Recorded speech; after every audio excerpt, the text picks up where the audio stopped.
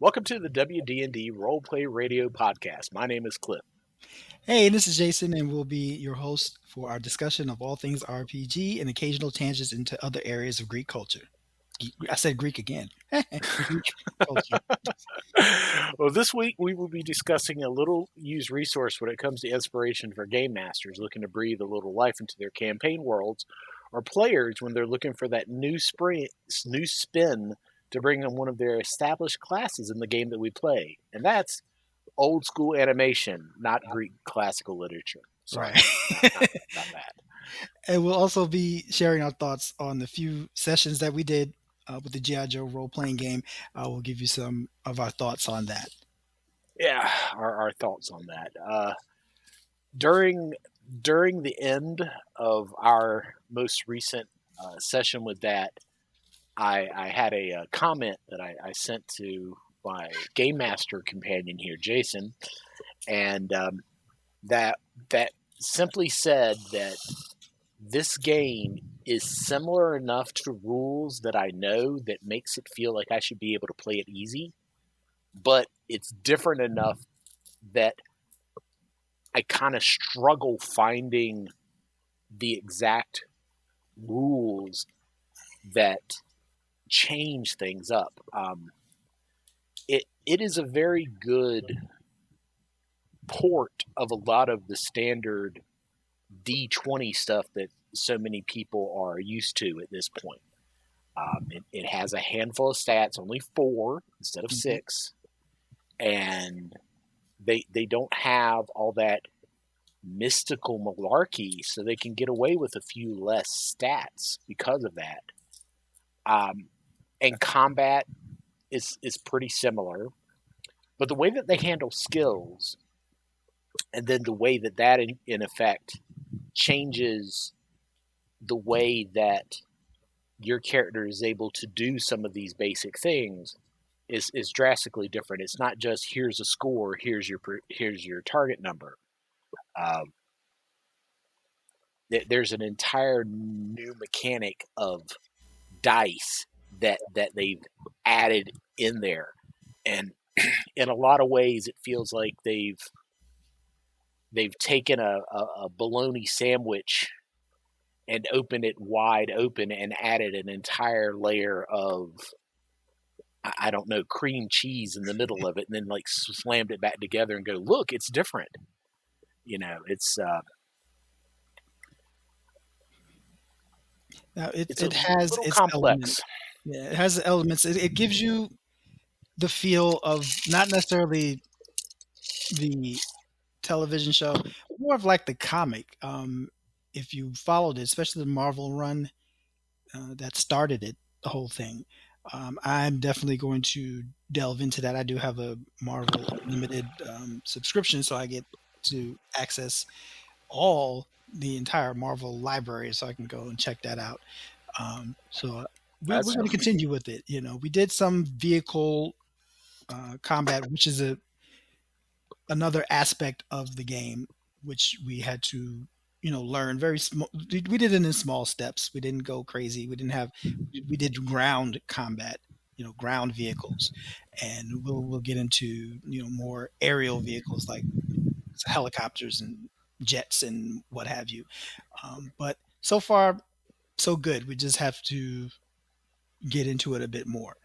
And I am looking forward to delving into the vehicle combat a little bit more, because if vehicles are such a important thing in any type of military campaign, often sometimes it's just going to be like boots on the ground, trudging through the jungles and stuff like that for a military game. But if this rule system works really good for vehicle combat, it may actually be a pretty good stand-in for airship combat, which is something that we're going to be looking at in Eberron very soon, possibly. And a lot of the stuff that I've seen, either from the D&D modules that reference ship combat, like Saltmarsh, it had 5th Ed has some ship combat stuff in there that's kind of lacking. I've seen some like homebrew stuff out there that has some stuff for ship combat and airship combat, but they're all kind of they kind of go left field in their own direction.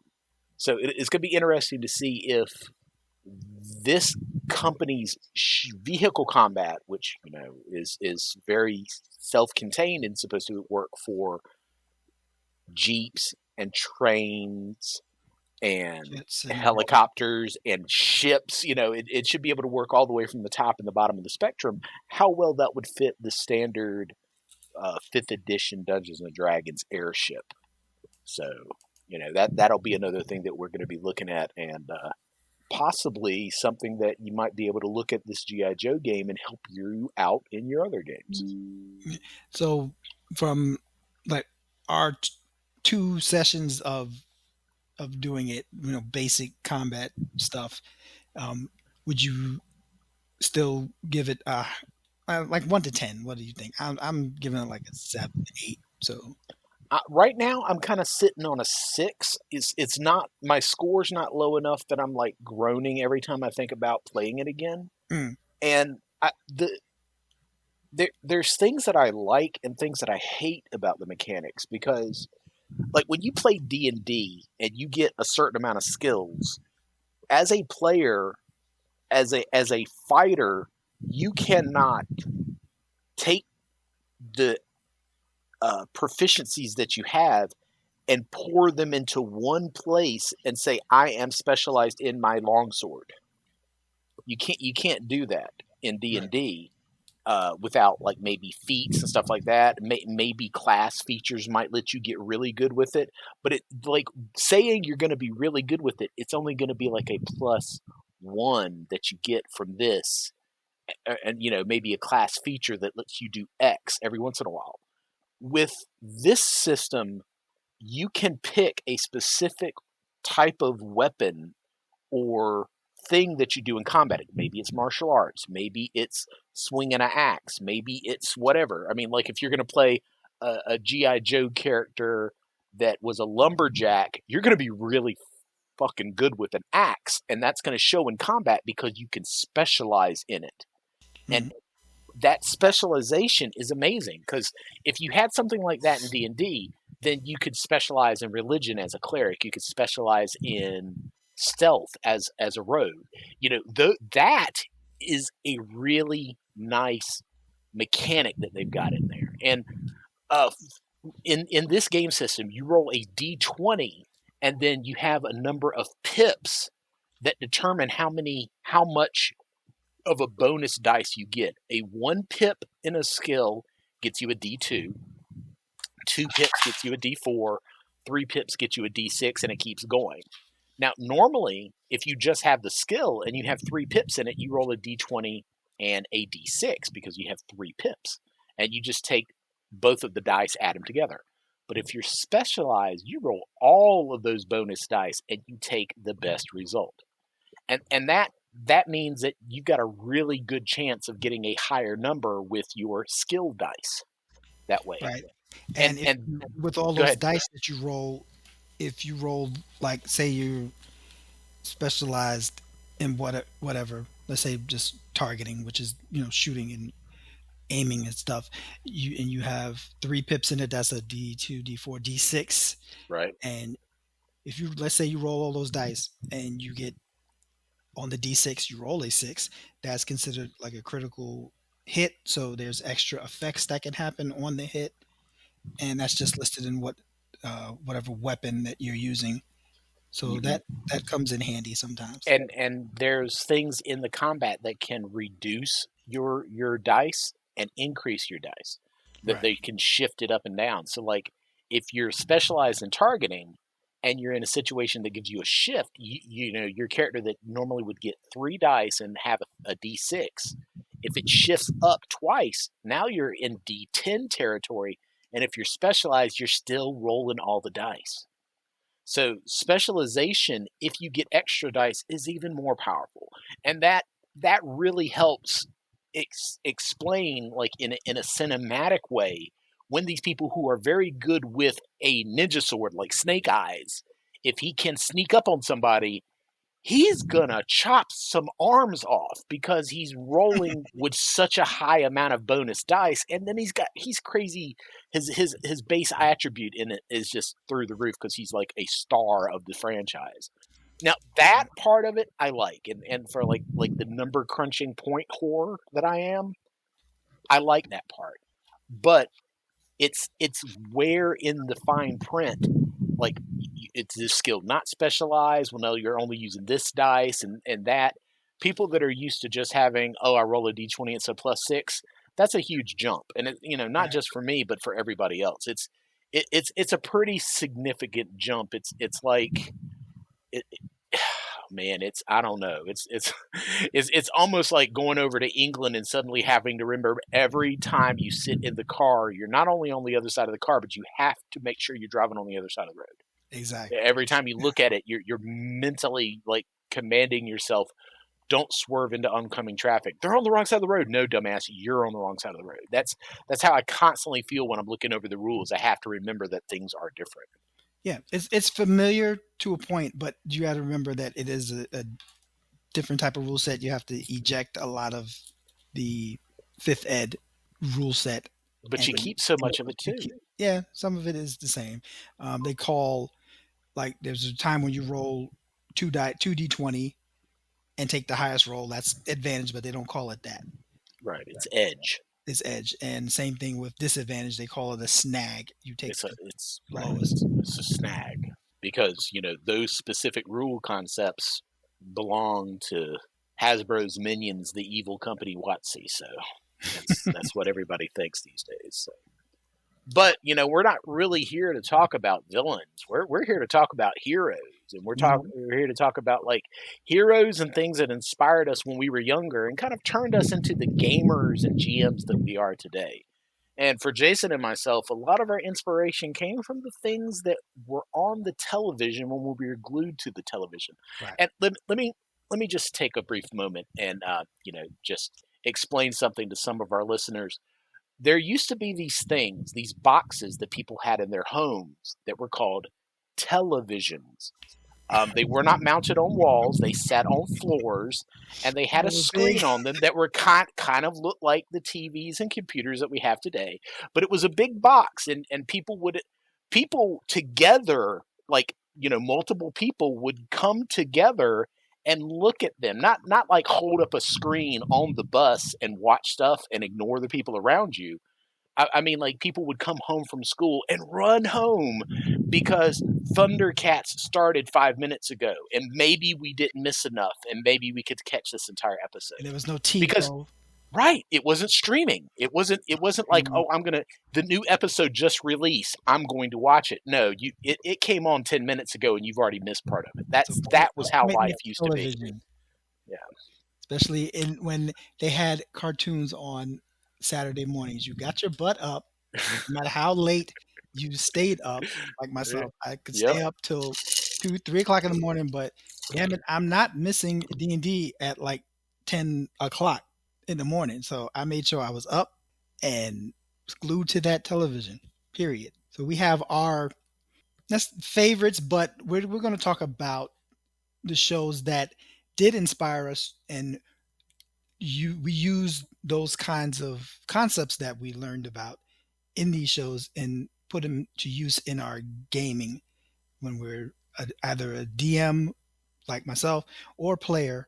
Sometimes you come into that. So the first thing I'm going to talk about is a show that started in like the 70s. Came from Japan. It was called Battle of the Planets, also known as G-Force, and it had, in my opinion, at least from when I first saw it, it was the first of the shows that incorporated the 5-team kind of concept where you had specific archetypes, and that bled over into other popular shows in the 80s that we'll probably get into later. But I wanted to talk about Battle of the Planets because of the fact that it was originally created with more of a older mindset. It wasn't like a kiddie show because it was like explosions and people actually died in the original Japanese version. But they had to, of course, sanitize it, change it a bit, make it more palatable to a US audience for like kids and little kids. So, nobody died on the show and things like that. And there was other stuff that was in there that, you know, probably was a little bit not for us youngins. But anywho, it had these concepts like there was the leader guy, which Mark was the leader. He gave all the instructions. He was the dude. He was that dude. But you also had Jason, who was the hothead. He was all about himself. He was rash. He was boastful. He didn't respect authority too much. He did his own thing.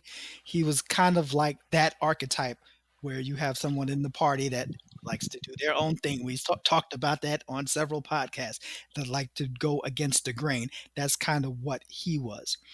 And then you had the girl, which was Princess, yeah, just to have, in my opinion, just to have a female in a group that was badass. She did her thing.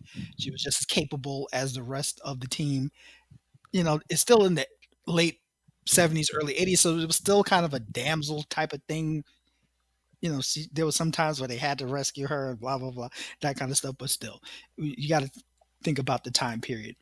But it was still a good thing for little girls to see this girl jumping up there, getting involved, fighting, beating people up, using her powers, effectively.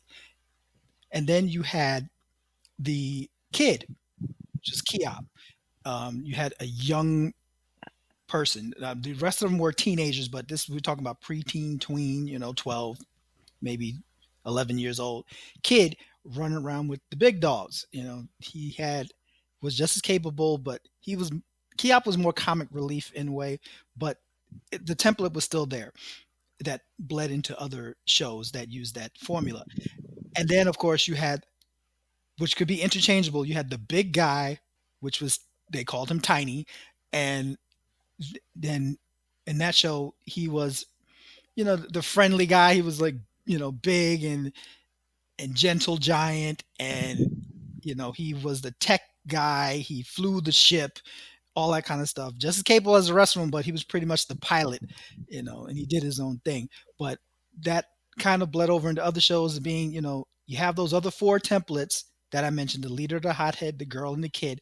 But then either you had another big guy, or you had maybe put in like maybe an ethnic person like a Latino or a black guy, because all these kids were white, but same thing. So you had, that was the beginning of that template, and that's kind of inspired me. I was like, okay, these are cool kids doing cool stuff, beating up people, that kind of stuff.